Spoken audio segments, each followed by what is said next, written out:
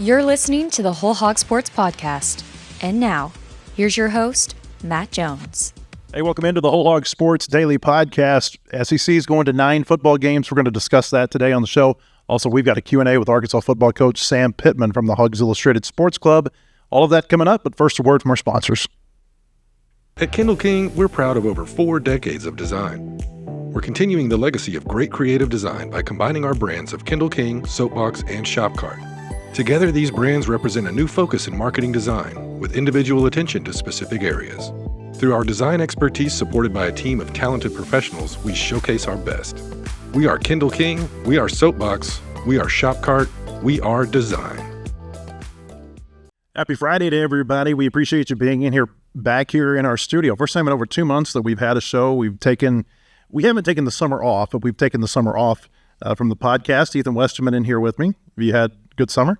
Pretty great. I'm trying to count number of states real quick off my head. I've traveled this summer. Colorado, Florida, airports and different cities. I was in Georgia for SEC Media Days. We traveled a lot over the past 2 months, but good to be back. Are you counting airports as the number of states you've been in?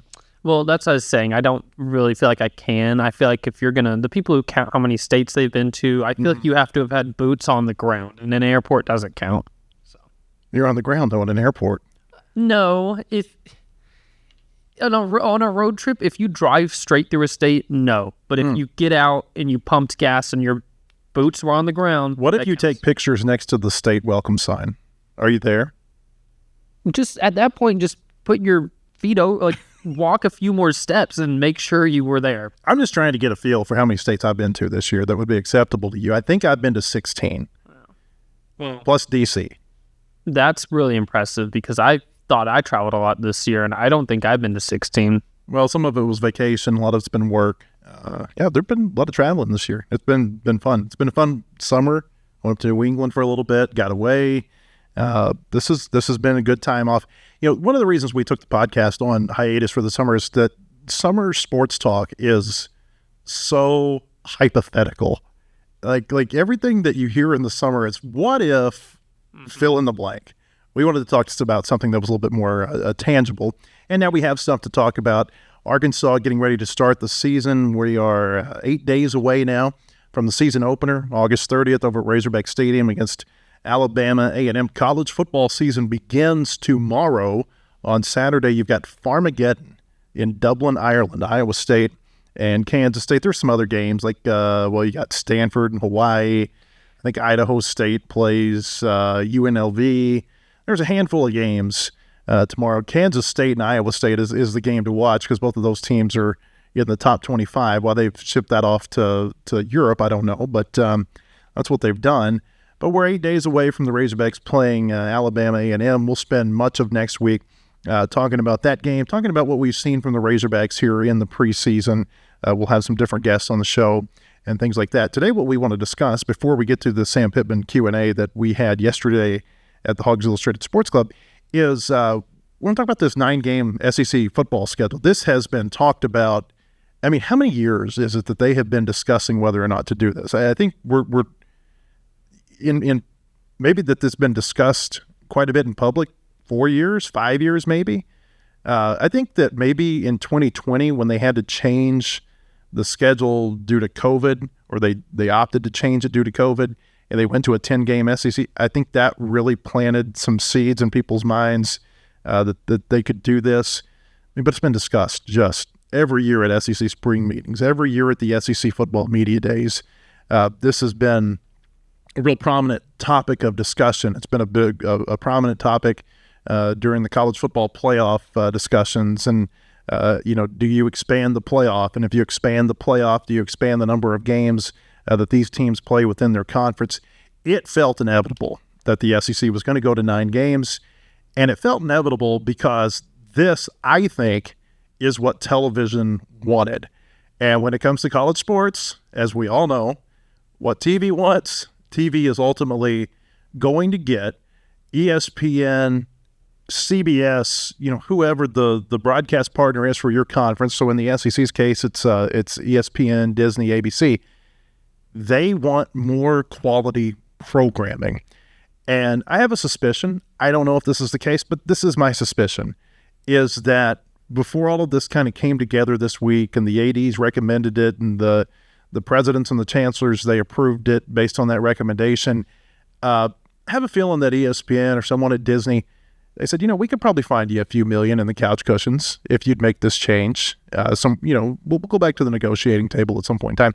I think that there's going to be a big financial windfall as part of this. And again, it just felt inevitable that this is what was going to happen because the ACC is probably going to follow suit. It puts these power conferences in a position where now they're all going to play 9 games against each other. They're going to have this Power 4 requirement to play a game out of conference. And it's just going to make everything a little bit more uniform and better programming. There's not going to be as many Arkansas, Alabama, A&M games in the future on TV. Yeah, which is, I'll be curious to hear what comes from those small schools that rely on these bye games, how the effect trickles down to them. Because, that's how this always works with this stuff. Whenever there's something that TV can do to get a big payday for them, it's taking away from, something else usually. And I just will be curious to see what these FCS programs do as far as can they still get these games against teams like Arkansas? And if they do, I guess that means that you just have really one other little group of 5 game every year. It's very similar kind of to what Arkansas did this year, just minus you'd subtract one of either Arkansas State or Memphis if you're going to keep an FCS game. Well, and you mentioned this. I think that group of 5, and it's going to be group of 6 is how it's going to be referred to next year because the Pac-12 is coming back with a new batch of teams. Those are the teams I think that actually are probably going to be more affected by this because they're able to get, in a lot of cases, 2 or 3 of these games every year. And now that number, I think, is going to shrink. It's certainly going to shrink from the number of games that they can get with SEC teams. The FCS games, I don't think they're going away right now. As of right now, the SEC teams, they can still schedule those FCS games. I don't think they should, and that's a discussion that we can have next week before Arkansas plays one of these teams. But I think those teams are going to continue to get scheduled for 2 reasons. Number one, because it gives the teams not an automatic win, but almost an automatic win that they can count toward their bowl eligibility, and they're cheaper. They're cheaper. You can get an FCS team to come play you for $400,000, $500,000, $600,000. You want a group of 5, group of 6 team, it's probably going to cost you in the $1 million range. They may want a 2-for-1 agreement where they come to your campus twice and you got to go to their place once. It's just a lot more difficult to schedule those teams than it is the FCS teams. Yeah, and so that's the other side of this. I'll be interested to see how it shakes out for those other non-conference games. But yeah, this felt like the yard project that your mom's been asking your dad to do for a decade, and then one day he walks outside and gets started. That's what this feels like to me. It's like, oh wait, they actually did it. This is no longer like the can we please do this from all these teams that want it, and then you're just sitting around waiting for years. Because the argument on the flip side was, definitely there for a lot of programs too, but I think it feels like you finally got to a point where everybody could kind of agree, and see where this would benefit everybody from probably, the financial side of it. This is what people want to see. Mm-hmm. People want to see better games on TV. Mm-hmm. Even the people who look at it and they say, well, this is going to be more difficult for my team to get to a bowl game, I still think that those people would say, hey, I want to see more quality games during the course of the season. This should give it to them. Well, yeah, and with this, it's really going to come from this is college football playoff discussion of what will merit a record good enough to be considered for one of those spots. Because, if you're playing in the SEC and your 9 games are against a really good 9, maybe you have 1 or 2 in there that weren't, and you maybe drop 3 of those, how do you weigh that now? It's got to weigh a little bit more. That's a good point. We've got a clip from Greg Sankey on Paul Feinbaum's show yesterday that we're going to play here in just a second. But what I think is going to happen is that you are going to have to readjust your view of how you look at a record and how good of a season that was for teams. And why I say again is because I think you're already having to do that because of the conference, the expansion to the conference. Obviously it's harder to win in the SEC now than it was 3 years ago, and it was harder to win 3 years ago than it was 10 years before that. The more teams that you add, and certainly the more quality teams that you add, the more difficult that it becomes to win. Right now, you can buy a 3-0 record. You can buy a 3-0 record. Not everybody chooses to do that. There are some teams, you think about Florida last year, they played 3 Power 4 teams out of conference. They played Miami, Florida State, and UCF. So not everybody does this. Georgia, they typically play a couple. What I have noticed as I look at the SEC teams is that it's a lot of times it's the teams on the Eastern, or from the old SEC East who play an in-state ACC team. Those are the ones who typically play multiple non-conference games against Power 4 teams. So like South Carolina, they end with Clemson, but this year they play, I think, Virginia Tech right out of the gate. Georgia loves to bookend with a big game week 1 and then Georgia Tech on the last week. Who's their big game this year? I'm blanking. I don't remember either. Georgia Tech, though, I know is, that's who they're going to play. LSU has done this a little bit. They'll play a couple of teams every year. But most teams don't. Mm-hmm. Most teams are going to take the path of least resistance to a bowl game. So you can buy a 3-0 record. Moving forward, you can only buy a 2-0 record. That's how this works. And so because of that, like a 6-6 record, that's going to be a lot harder to achieve moving forward than it is right now. Same thing could be said of 7-5. Same thing could be said of 8-4, of 9-3. But what I think is that an 8-4 team now, or an 8-4 season, if you're an SEC team, that's going to be a lot more impressive now moving forward than it was 5 years ago. Even like last year, think about the playoff. You had Alabama, South Carolina, Ole Miss. They were all 9-3 at the end of the regular season. They all thought they were playoff teams. And before last season, when you've got Texas and OU in the league, I don't know that people would have looked at a 9-3. And you had people who thought, hey, they were. A lot of people thought Alabama should have gotten in over SMU. I don't think we would have looked at 9-3 the same before the 16-team conference. So I just think that we have already readjusted how we look at records, or at least I think that a lot of people have, and I think it's going to happen again moving forward. Yeah, and I think that honestly, you look at the schedule that Arkansas has this upcoming season, it's it resembles, because you can't tell me that Memphis isn't better than whoever's going to be last in the SEC usually. They're comparable to Mississippi State, yes. You think that... Whoever finishes... If Memphis is what Memphis has been, that'll be better than whoever the last place SEC team. I mean, Mississippi State got run off the field by Toledo last year. Memphis lost a lot of players. I know everybody thinks that's a trap game for Arkansas this year. That's not the same Memphis. It's the same coaching staff. It's not the same Memphis team that's been on the field the last couple of years. Yeah, well, I'm just saying in general that a schedule like what Arkansas has with Memphis, how Memphis has been, just viewing them like that, it could be like a trial run just as far as thinking how you would think about this 9-game SEC schedule, because really you look at Arkansas State, Alabama, A&M as the only two just real, you should win those. You can view Memphis that way too, but you get what I'm saying. And I think that honestly this year, if Arkansas was to go 8-4 against the schedule that it has right now, how we perceive it, things always change. Some of those teams will be worse than we think, some will be better. But against the schedule, how we view it right now, I think an 8-4 season for Arkansas, in my head, I'd say they could be one of the 12 best teams in the nation, but you just can't. They wouldn't make a 12-team playoff, but you could make an argument that there's not 12 better teams. Yeah, exactly. But I mean, that wouldn't get them in the playoff this year. Might get them in a 28-team playoff. You like that proposal? Sure. 28 teams? Yeah. I got some thoughts on that next week too. But I think that how Arkansas does this year, you can look at that schedule and a 7-win season might be a better team than we give it credit for. Honestly, that 1 year that they played, was it Texas in the Texas Bowl? By the end of that season, I thought that Arkansas team, the one that just ran Texas off the field, was really good. And they're that was a 7-win season, right? That was a 7-win season. Yeah, they went 2-6 in the SEC, but they think about that team is that they were really competitive against some good teams. They lost to Dak Prescott and Mississippi State by a touchdown at the end of the game. There's some teams that might be in that 7-8 win range, and by the end of the year, the eye test tells you that's a better team than their record indicates. I think that's how Arkansas would be this year if they got to that range. Interesting.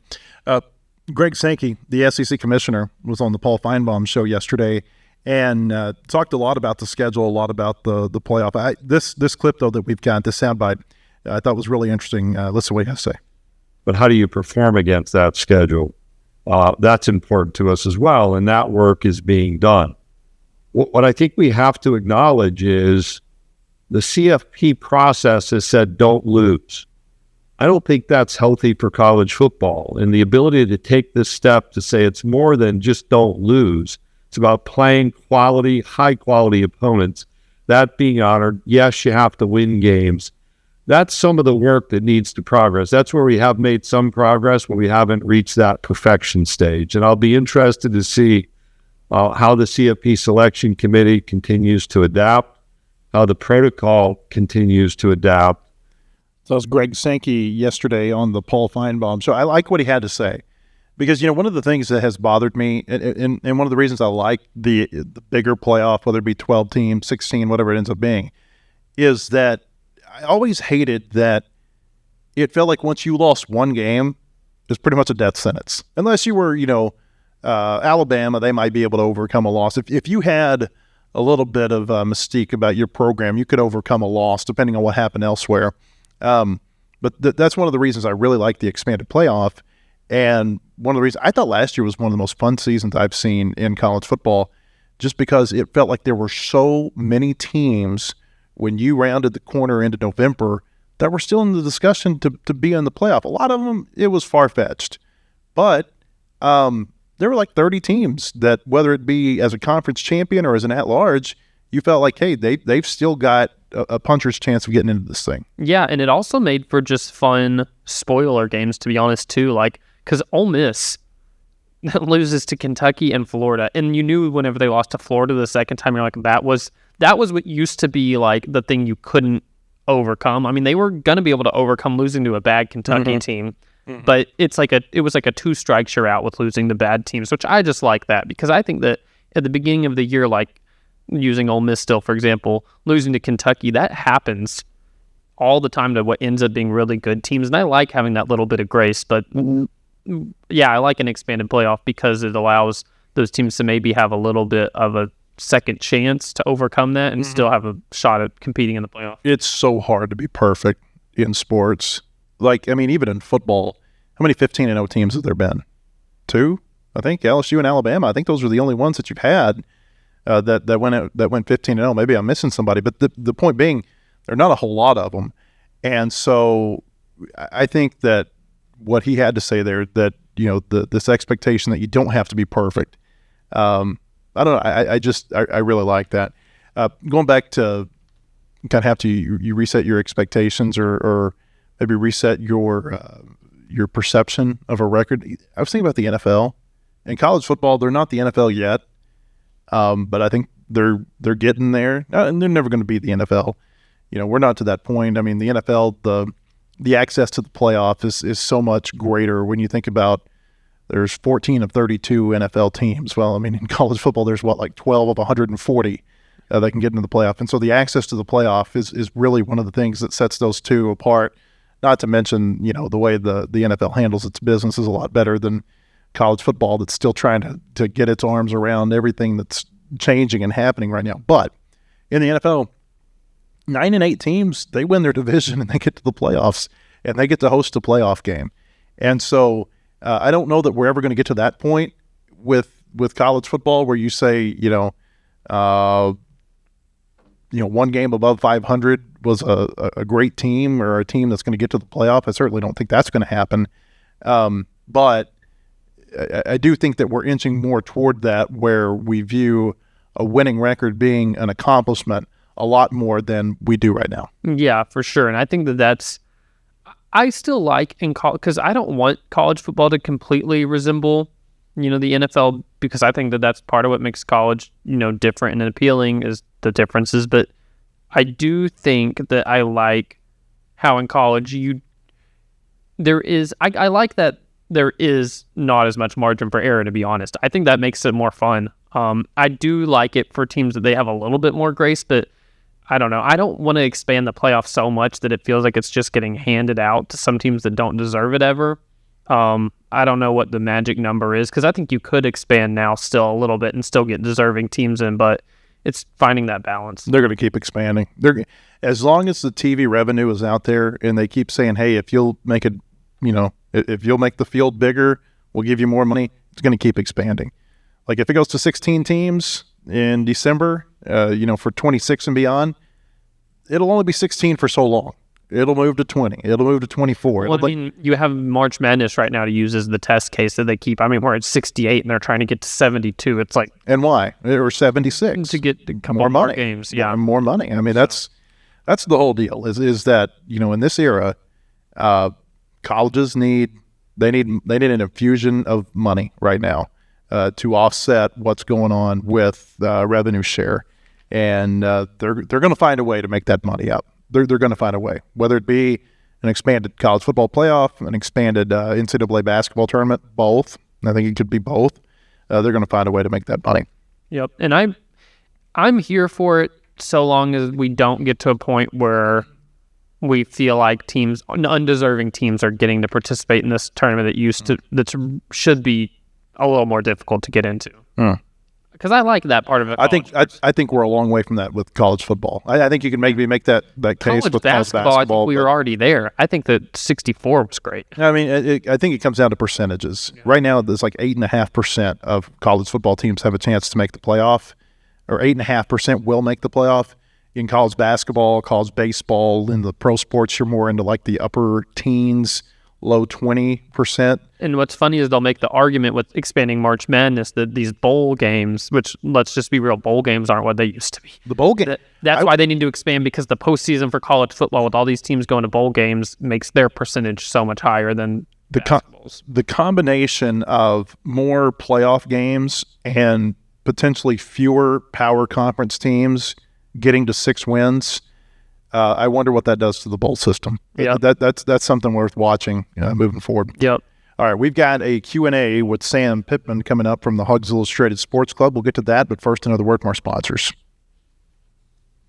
At Kindle King, we're proud of over 4 decades of design. We're continuing the legacy of great creative design by combining our brands of Kindle King, Soapbox, and Shopcart.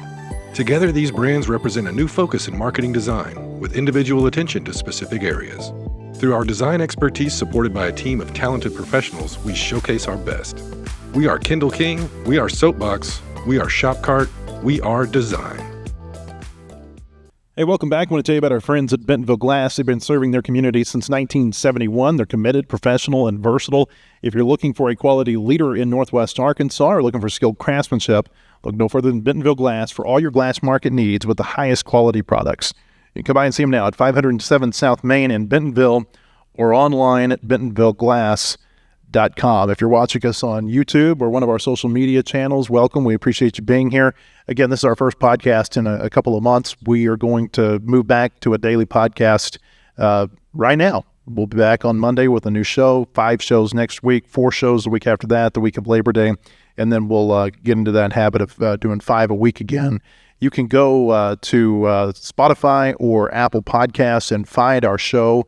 If you just want the audio version, just search WholeHogSports on those platforms. And again, you can find it on YouTube, Facebook, Twitter by searching WholeHogSports on those as well. You'll see on your screen right now there's a QR code that will give you a link to our WholeHogSports Daily newsletter. That's free. Hope you'll take advantage of that. You can go to our website, WholeHogSports.com, to see everything that we have to offer. Arkansas football coach Sam Pittman was in Springdale yesterday at our Hawgs Illustrated Sports Club. He had a Q&A with Christina Long, our managing editor of Hawgs Illustrated, and here it is. So I want to start with a couple of other guys, just run through some other guys on your team. I think there's been a lot of talk about Xavier Sorey, and rightfully so. But I also want to talk about Steven Dix as a guy who is going to be a possible difference maker for this team. What strides have you seen him make since he got to campus last year? Steven's lost some weight, and which makes him move a little bit better. And so you have Steven, Bradshaw, Xavier, and Sorey. Those guys played a lot of ball, all the time last year for us. Xavier Sorey would be the leader of that group. He made the most tackles, great kid. But I really like that group, and you had Trent Whalen, a guy that we got from Kent State that's played a lot of football. There's 4, and then but those 3 guys are definitely the leaders of their group, and Xavier's kind of the leader there defensively. There's a lot of guys that come up in camp when we talk to you and talk to your coaches throughout fall camp. There's some names that we end up bringing up a lot. Mike Washington's one, Cam Ball's one, Omega Blake, Raylan Sharp, obviously Taylon Green. Is there anybody that you feel like should be talked about more, or you think people might be being underestimated or flying under the radar a little bit that you think people should know? Well, I think everybody knows about Braylon Russell, but he's in the best shape. You know, there's a lot of confidence comes with being in shape. And a lot of things go through your head when you're not. I mean, it's just that simple. Braylon is in shape, and so I think you're going to see a really good season out of him as well. Jaylen Brown is a wide receiver, 17 I think is his number, and he's really, really fast, real fast, and highly recruited out of high school. And then another guy, Monte Harrison, I think we hear about him because he's 30 years old, you know, but he also is a good player, you know. Yeah. You know what? I'm just going to tell a story. Go for it. So I'm at Hutch JUCO. I'm the head coach. I'm 31 years old. I can't remember. Nobody take the job, so they gave it to me.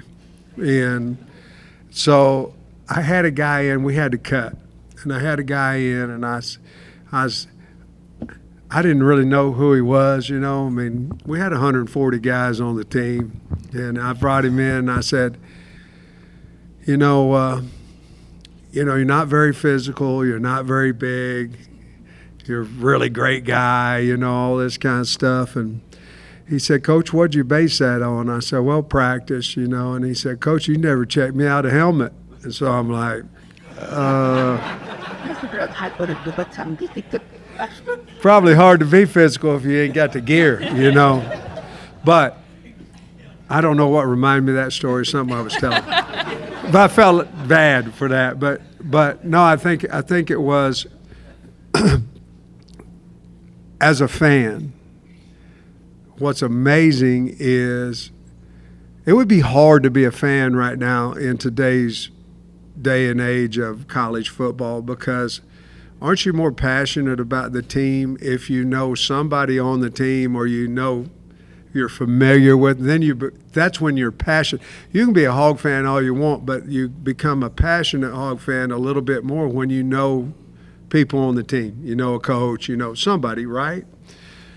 So it's hard now because there's so much change, and you don't know guys. You know, they haven't been with. Cam Ball has. Cam Ball's been here now for 5 years, you know. So I think it would be very difficult. All I'm asking you is to, if and you're here, so I know you're Hog fans, get involved with the team. You'll like the guys on the team. We have a lot of talent on the team, as we're speaking of now. But they're really good kids and work extremely hard. I think you're going to like them once you get to know them. Miguel Mitchell's another guy in the back end. Caleb Woodson is another guy that I think you'll like at safety.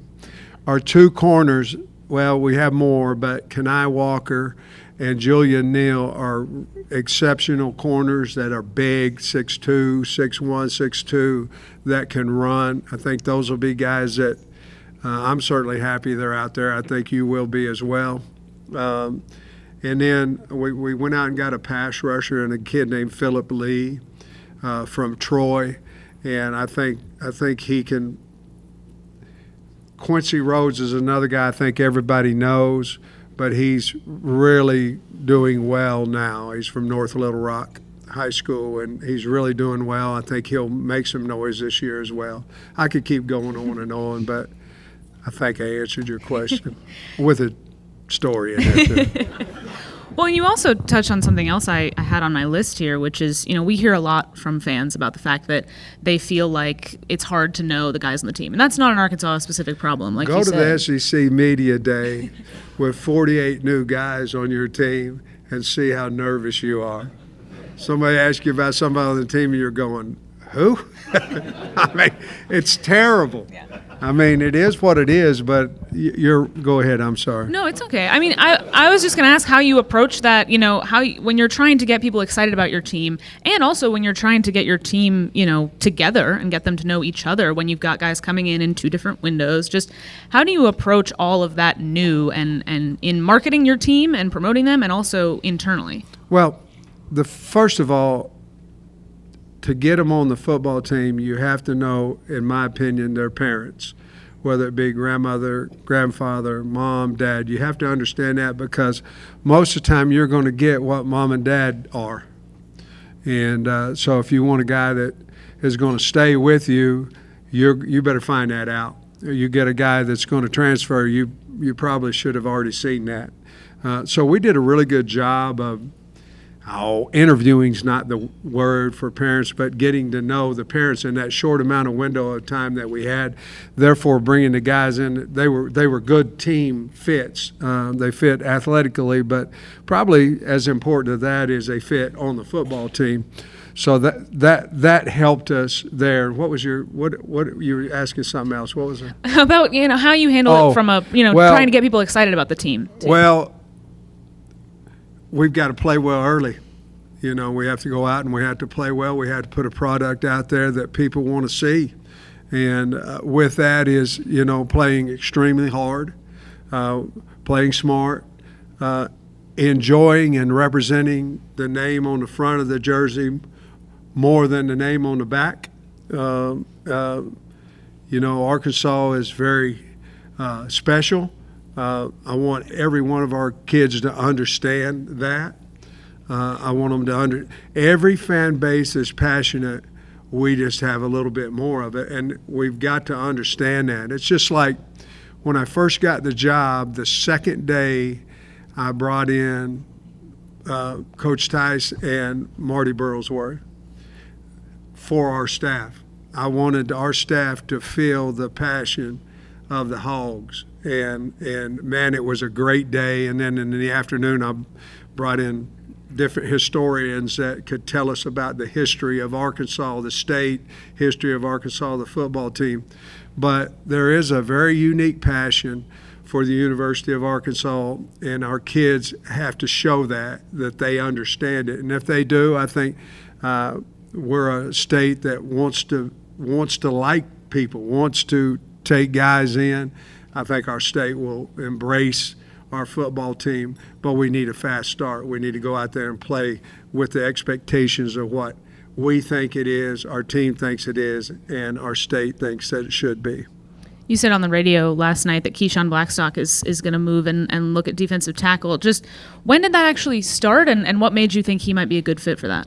Well, we need a little more depth in there, and we need some older, bigger guys. Usually, if you make a move big, most of the time it's been you move a defensive lineman over to offensive line. This one's just a little bit different. We moved an offensive lineman over to the defensive line. We did that because, David Oakey had an injury, not a season-ending injury, but maybe a game or two injury. But we also had thought about it earlier than that. It was just a matter of who, we talked about L.J. Prudhomme. L.J. Prudhomme is a very, very physical young guy, but we have some really good young kids. We needed a little bit more age, a little more veteran. Blackstock's played D-line in high school, and so far it's worked out well for us. But we probably started that conversation about 7 to 10 days ago. I remember, I think it was the Mississippi State game last season, and I remember being on the road and asking you about, was this in this game, was this the Taylon Green that you have always known was in there? Like, was this the Taylon Green that you thought you could get? And you said yes. You were saying that if we play right around him, if we play better around him, this is what he's capable of. Do you feel confident this season that you have the pieces around him to go along with the improvements that he has made? Yeah, I mean, we hadn't rolled it out there yet, but I think we're better in every position offensively than we were last year. That's nothing negative. You asked a question, I answered it. So I think we have a lot more talent and explosiveness around Taylor than what we did last year. And, I don't know, negative at times, sales, I guess, I don't know, but he was 40 yards from the all-time record of total offense last year. That means he was second. And we've been playing football for 90-something years, I think. That's pretty good. So I know y'all's right. And lay off of him a little bit, if not this group. I wanted to go somewhere else. The guy was hurt, and he was 40 yards. So his potential, in my opinion, now everybody knows I'm a huge believer in Taylor Green, huge. But his potential is limitless in what he can do for the Hogs this year, in my opinion. He's playing really, really well in practice as well. Taylor and Cam Ball both had kind of interesting responses in fall camp that I thought were really impactful when they talked. Cam had that clip about, stay down for the come up and why he stayed at Arkansas. And I wanted to ask you, they both talked about how Arkansas as kind of maybe an underdog really resonated with them. That was something they liked, and they chose that. Is that something that you emphasize? Do you like kind of an underdog mentality as a coach? Oh, yeah. I mean, we call them logo schools. Now, we got the greatest logo ever, but we call them logo schools and star schools and all that kind of stuff, and all we want to do is be prepared. I've told we're not worried about our opponent. We can't. We got to be concerned about us. When you get to that point, maybe that's how you should always be, but when you get to that point, you feel like you've got a pretty good team when you're concerned only about your team and your development and all this, because what you're telling the team is, if we do what we're supposed to do, we're going to win. And once you get to that point, which we're at that point right now, then our team just focuses on us. Now, each week you're going to have something about an opponent that you're trying to fire your group up about. It could be something in the past, something said, something, whatever it may be that can kind of get you motivated just a little bit more and all those things. But we have a team right now that if we'll be concerned about ourselves, we'll be happy with the results on Saturday. But we do talk about the logo schools. You have the logo school of all logo schools on your schedule this season with Notre Dame coming to town. Just how do you view that game when it is such a challenge but such an opportunity? Well, as opportunity, I mean, what a great season they've had. What a huge history. It's Notre Dame, and but at the same time, we're familiar with that type of talent because we play in the SEC as well. We'd have to play extremely well, and obviously it's week 4 or 5, 1, 2, 5, week 5, and so we've got a lot of work to do between now and then. But my first game here as a head coach, I don't know if y'all remember, we were supposed to go to Notre Dame. Y'all remember that in 20? I think it was 20. And so we said, because of COVID, we couldn't go, and hell, they just gave us Georgia, so.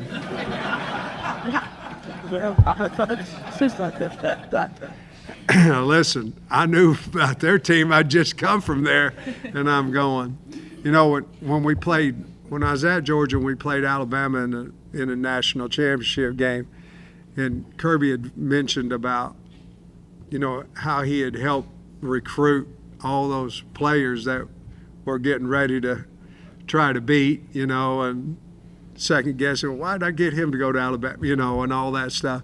Well, then when I got here, and I just kept thinking, I knew everything about them, and I was going, why is that O-line going to be so good, and they were. And but we substituted Notre Dame that year for Georgia, and now we're finally getting to replay that. What a great opportunity. You can look at schedules as either scary or opportunity. I mean, you can, but we're all built to look at them as, man, when we do this, what a season it can be. And so that's how we're approaching it. I want to ask you about a guy you mentioned earlier with Monte Harrison. We've talked to you about him a lot this fall camp as he's really made a lot of impressive plays. Yeah. When you got him as a walk-on last year, did you expect that he would be a real contributor for you? Or what was kind of the idea when you brought him in? Did you think he would be, you'd be talking about him in this way now? Oh, yeah, I knew it. No. I mean, the man had been playing baseball. I knew him out of high school. Limbo called me and talked to me about him, and so I said, sure, we'll have him walk on, and we had a spot. And then when he came in, he's a big physical guy. But no, I didn't have any idea he'd be where he is now. In our 2 scrimmages, he's had over 100 yards of catching and 2 or 3 touchdowns. He's done a really good job. So, as it is, sometimes it takes a little bit of time to get used to the system or get used to college football, and then that next year you really take off. That's kind of where he is right now. But I knew he was a good player, but I knew he's 29 too, and no, I didn't know any of that, but he is the leader of that group, and he's done a really good job. You've talked before about how offensive line play specifically is so affected by the transfer portal because of how developmental that position is, how it requires so much cohesion. There's a lot of analysis out there about, are college offensive lines less consistent now? Are they not as good as they were pre-transfer portal era? Have you seen offensive linemen and offensive line play change since the portal era, and how do you kind of approach that? You said you spent a lot on the offensive line this year. Well, I think let's go back to when I was at Georgia, and the guys on the second team O-linemen were guys that were eventually first, second, third round draft guys. So you had them there, and you could develop them, and you knew the next year that you could go out and get some really good high school kids. They wouldn't necessarily have to play right then, and develop. Now, you could say that about every single position as well. There's just half the team, half the offense is playing up there on one position, on the offensive line. I don't think the success that we had offensive line-wise at Georgia or Tennessee or Oklahoma, wherever we were, would have been the same in this day and age because you would always be replacing all the time. A lot of good ball play is about knowing what you're doing, confidence, understanding each other, all those things. You lose that a little bit now because you don't have that cohesiveness because of the portal. I think we could solve a lot of that if we'd cut down the number of times you can transfer. I think we're all caught up on the money, and that's got something to do with it. But I think if we cut down the number of times you can transfer, the money would get more reasonable, and I think our football teams would continue to grow and get better if we could do that. But it does affect the offensive line, and imagine having a portal that opens up after spring ball. That's what we have right now, and imagine you're starting left tackle, you're starting right guard, your quarterback, your 2 safeties, and a corner go in the portal. Well, you've already had spring ball. So it's very, very difficult to keep the cohesiveness of all of that right now. If they would at least just go to one portal, I think you'd see better play at all positions, especially the offensive line. How have conversations changed then with players who you want to bring into your program to develop? I mean, how responsive are you finding kids to be when you say, I want you to come in here and I want to teach you for a year or two? Are kids responsive to that? Well, I don't know. I'll have to try it one day, I haven't really talked to them about that, Now, once they get here, we might have a visit, That ain't exactly the recruiting spiel, But you get what I do. I had Talon and Campbell and Sorey and all these different guys, and I had them stand up You know, you have to be concerned about guys once you start splitting the team a little bit on scout team or the look team, and you're concerned because all of them came here going to be first team All-American as freshmen. You know what I mean? It's just, and to be honest with you, you want that mentality. You want guys that want to be good and believe in themselves and all that. But I had those guys stand up, and I asked Taylor, I said, what you was at Boise, what string were you? He said 5th. I said, how many were there? He said 5. I said, okay. Where'd you go? He said, I went to the scout team. And now he's the talk of the team, right? I've coached 2 offensive linemen that went on the scout team. One got drafted the 7th pick and one the 29th, but they were on the scout team as freshmen. Some guys develop different, faster, slower than others. So you have to continue to talk to guys about what it could be like, give them some hope, you know, versus what it will be like if you don't go down there and practice hard and do well. Not many freshmen play a lot of football in the SEC.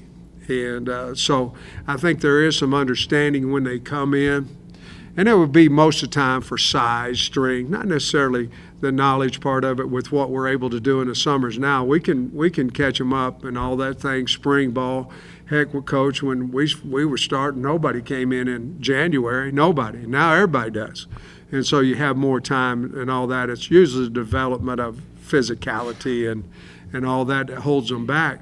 But we just have to keep giving them hope that if you stay with it, like Campbell did, then good things can happen.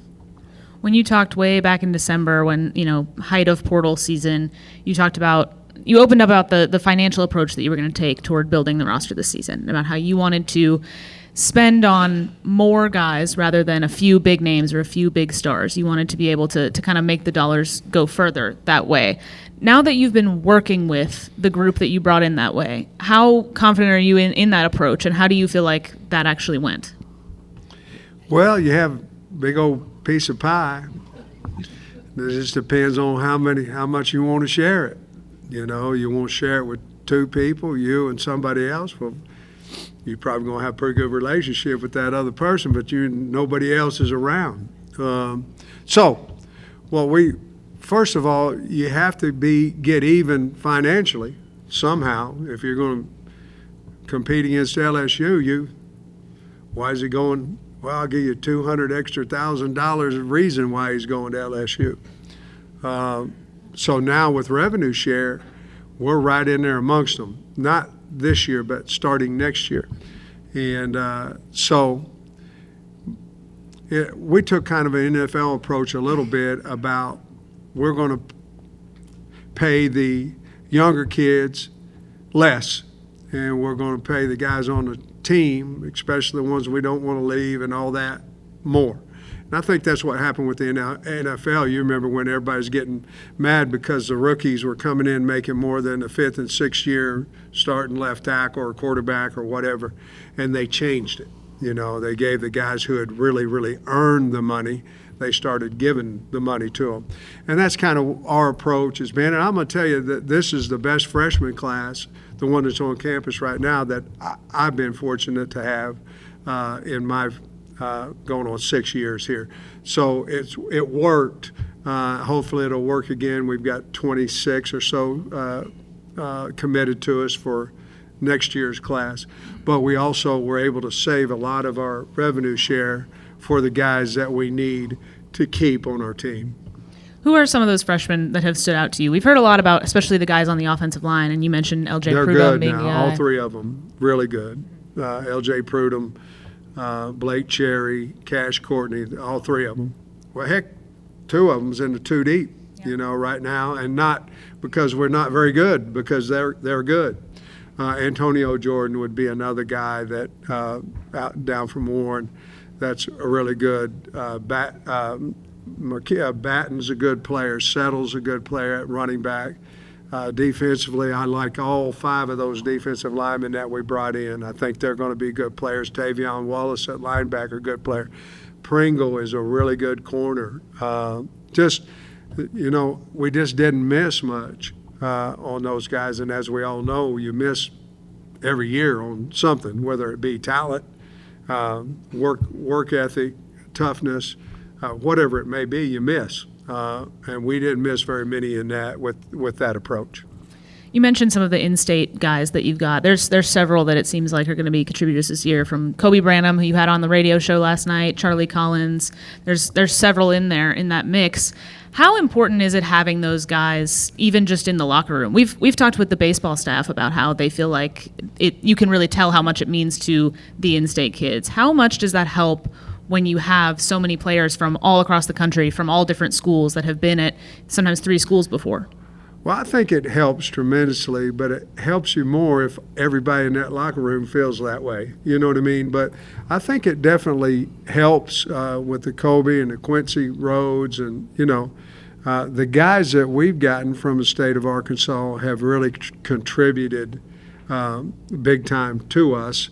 And but I always thought, when the game's on the line, you had guys from the state. They've been raised here. They probably had a little Razorback in their little baby crib and all that. I always thought it meant more. And I wasn't raised here, but I had an uncle and an aunt and cousins that were over in Dover. And I got the passion from them when I was young. And so I do think it's important, and we're trying to keep the kids that we want in the state and play for the Hogs. Coach, that's everything I have for you. Thank you so much for being here with us today. We really appreciate it. All right, everybody. We hope you enjoyed our conversation with Sam Pittman at the Hawgs Illustrated Sports Club. If you're interested in going to the sports club, we have luncheons on Thursdays more frequently during football season, but this is a year-round thing. Hunter Yurachek is going to be up next on September 4th. They're in Springdale, Home 2 Suites. It'll be noon when it starts. You can reserve your seat now at ozarkstix.com, OZARKSTIX.com. Hope to see you on September 4th when Hunter Yurachek, the Arkansas AD, is our next speaker at the Hawgs Illustrated Sports Club. We appreciate you being with us today. We'll see you back here on Monday. Have a great weekend, everybody.